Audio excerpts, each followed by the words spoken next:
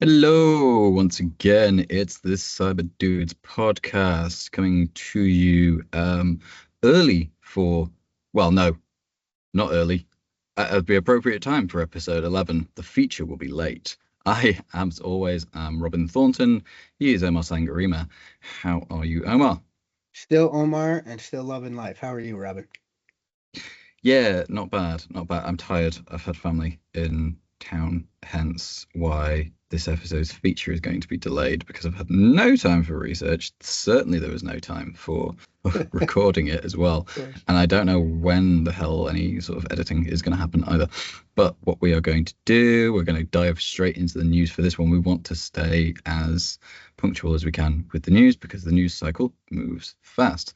So, without further ado, it has been a busy week. I really am channeling John Oliver here, aren't I? We have Poland has been dismantling cyber sabotage group linked to Russia and Belarus. That is a headline from that's Recorded Future. I've lost my window again. Tell me when I do my shocked face about the headline, not the window. I'm not clowning you about losing your window. I'm just shocked that there's Russian interference with a neighbor. Oh my. Russian interference with anything. Yeah. Well, the next one we have Russia to spend over $500 million to bolster internet censorship system. Once again, surprise Pikachu face. This is from Reuters. I think whenever you see anything at all to do with how trustworthy might the Russian government be, or anything that the Russian government puts out, probably a good idea to go to seeing how much money they're spending on trying to make sure that their populace can see only what they want to. They're going to lock out a bunch of VPNs. A It's tale of restricting access to nearly all VPNs. a tale It's of three outrageous. internets. It's going to be the Chinese internet, Russia's Mhm. internet, and then the other The internet. internet, yeah, the Yeah. the real internet. Mhm. And finally, Russia's top secret military unit reportedly plots undersea cable sabotage. The US is alarmed by heightened Kremlin naval activity worldwide. This is actually something that Andy spoke about a couple of episodes ago. Or was it just the last one? It was only the last one. It was episode 10. Yeah. So yeah, the cutting of undersea cables, potentially something that could be very, very damaging in terms of global communication, because not all of it goes via satellites. That's it for the quick headlines. Let's dive straight into something short. I've got one here. Meta to resume plans to harness UK users' social media posts for AI model training.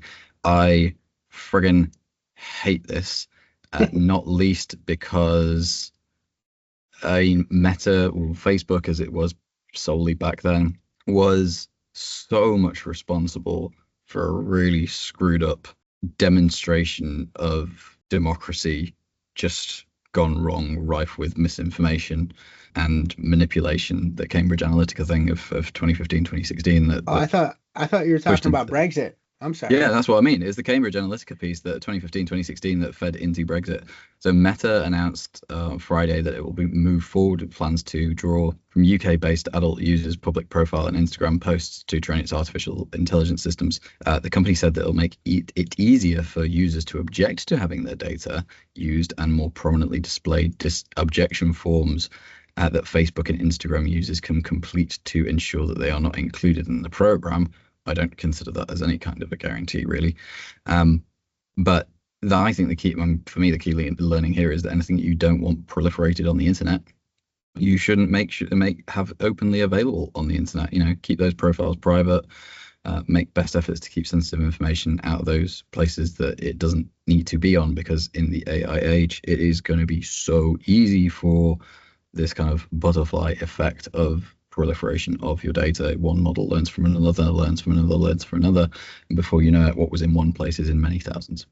If this is not yet another indicator that Brexit was bad for your former homeland, I think this is one of the things because the Mm, EU is actually on the forefront of having responsible use for AI models. That yeah. was my initial knee jerk thing of saying, oh, they're going to run afoul of that. And then I said, Hmm. no, Omar, they're not because the UK is no longer part of the EU. So lovely. Mm.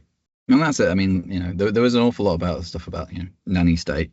being rule takers, not rule followers, all that sort of stuff. But I look at it from the perspective of, at least if we were still had a seat at the table, there would be, I think the British people would be better off with regards to that, as opposed to being at the whims of politicians bowing to big tech.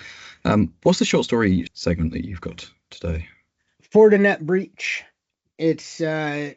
unfortunately another look at how the shared responsibility model in the cloud can really lead to all sorts of, but I thought you had it, but I thought you had it, but I thought you had it. So Fortinet confirmed a compromise, and this is on good old faithful source dark reading.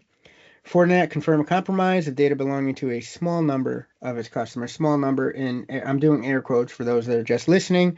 You can tell by the inflection of my voice as well. I love that the threat actor has named themselves Fortibitch. That just absolutely tickled my funny bone there. That's the reaction I wanted. Small number leading to 440 gigs of information. This thing was out there on its Azure SharePoint site. And oh God.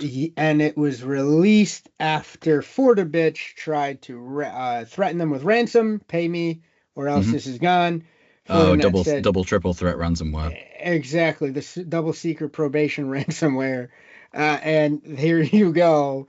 It's now out on the public. This is I wanted to just highlight the fact that SaaS is almost like making a comeback in terms of being problematic. Because remember, that was the initial issues back in the day of, you're going to put your stuff out there on the internet. And then finally, I would agree that we did get it sorted a little bit. The shared responsibility model really came to the forefront. All three major cloud providers, relatively speaking, have the responsibility handoffs at the same places.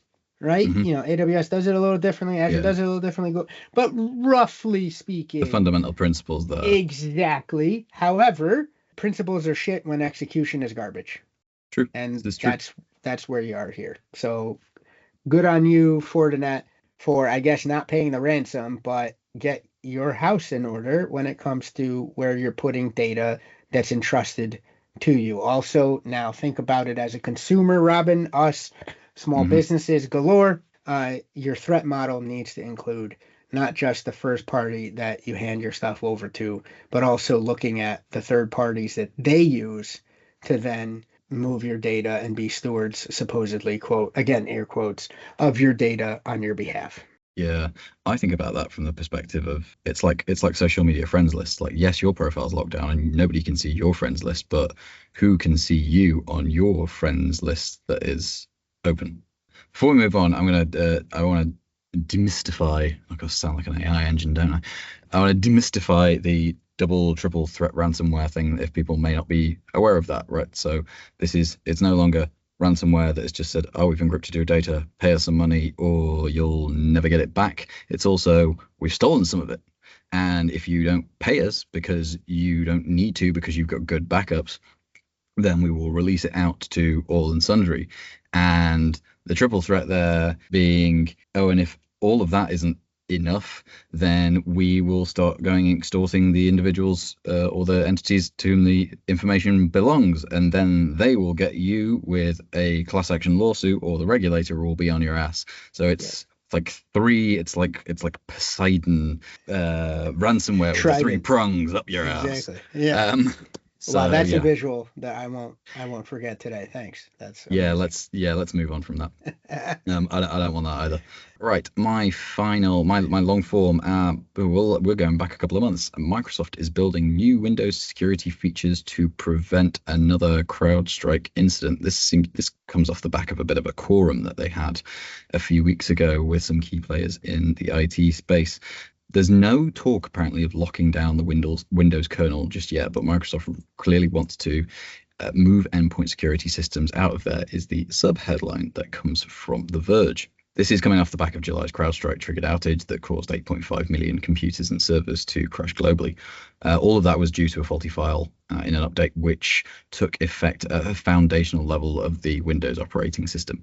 So locking down this portion of the OS that's known as the kernel, born kernel, not Colonel Sanders, is something Microsoft tried to do nearly 20 years ago. Actually, they tried to do it in 2006 with Windows Vista, but back then the security firms and the regulators pushed back on the grounds of like competition concerns. That problem kind of in of itself stems from the fact that Microsoft could conceivably lock out third-party security tools from an area where it could give its own security suite preferential access, thereby Microsoft making would it never do orders that. of no, they would never would, making itself like orders of magnitude more effective. And I think Microsoft seem to be aware of the optics of this, and they're in a damned if you do, damned if you don't kind of scenario, because if they try and lock out security or lock out the access to the kernel because all of the independent tech nerds of the world go, it's crappy OS and it's built wrong, then they incur the ire of the regulators and all of their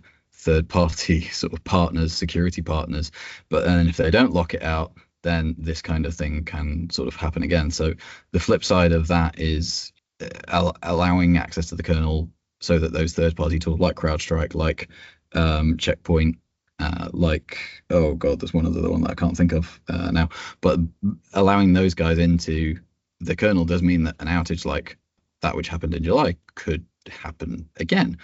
Not to mention that the less locked down the kernel is, the more likely it is that skilled bad actors may be able to get malicious code into that very fundamental level of the operating system, which is a really, really bad thing. So it kind of feels like there's no perfect solution to this one. I wouldn't want to be Microsoft. I wouldn't want to be Microsoft, but I think this is the sins of the past coming home to roost. It doesn't have the trust of the community on either side of the coin. The consumer, knowing that essentially, I think we're not speaking out of school. Microsoft won the war by being a monopolist and packaging all of its stuff and forcing it down our throat to the point where we have to use everything that they give us. And Sorry, you reminded me of the Simpsons Bill Gates buying out Homer's tech startup by just having his goons smash everything. It's essentially right. And for me, I had shades of this. I was thinking about this when Steve Ballmer was on Jon Stewart the other night, and I said, "Wow, that guy! Now he's being lauded for things he's doing, but for a while he was probably the worst part of Microsoft." In terms of just the representing that old school take on what Microsoft tried to do. I think at this point, the optics are really killing it, because the other thing I've heard from a Microsoft perspective which made this intriguing to see as your story, was that they did just have a vendor conference and there was a whole lot of nothing discussed by multiple sources. Were saying we went there wasn't a lot of roadmap discussed. It was just a lot of platitudes, but we want show muscles. We want go muscles. We don't want show muscles. And then now it's trying to do this, but again, it doesn't have the trust of either the community, like you said, the technologists, or the consumers, because we've been getting, like you said, hit over the head with Microsoft stuff for ages immemorial. I think eventually it just has to eat a bit of the bad press, lock the kernel down, and figure it out down the road, and maybe at least show some transparency when it comes to those regulatory questions that they will get hit with, because Lord knows regulators have started to wake up in terms of what it needs to do with big tech. We've had a couple of stories very recently this month and the month prior, nationally and internationally. So I think you're going to find, hopefully, that they side on the fact of, like you said, locking it down. Because the last thing I want to do is this bickering allows rootkits to flourish, which would be nonsense. Yeah, for sure. All right, your big story. What have you got for us to big round out? Story. Took a look at, apparently Mastercard was in the market to acquire a cyber play. Oh, yes. And this, I think we were both discussing this because it kind of snuck up on both of us. Our friends at Recorded Future. Yes. Yeah. Love the company. One of the underlying facets of all the reporting around this story was just how great of a company Recorded Future was. Yeah. Their news is top notch. I really enjoy it. Brilliant. It's brilliant. So their intel, it's widely respected, and I agree that it's where it's at when it comes to cyber intel. It's figured it out. It sees in the matrix to give us early warning signs. It gives a bunch of customers early warning signs. It's a beautiful setup and it's great for what it does. Now, the Definitely. fear here is, and I wanted to say, even mighty Reddit with its impartial set of trolls and technologists on there go categorically recorded future is awesome. The fear here is it going to remain awesome? A lot of Mm, folks are going when there's an acquisition, it's not necessarily the best for the consumer. The press releases on both sides, I will say, even though Recorded Future are good friends and pals here, press releases on both sides are very non-committal in terms of what direction it's going to go in. The fear here is that Mastercard does one of two things: brings it completely internal, so then its credit threat, dark web, whatever monitoring systems that it yeah. offers to its customers or as a service on its own Mm, subsume Mighty yeah. Recorded Future and we never hear from it again.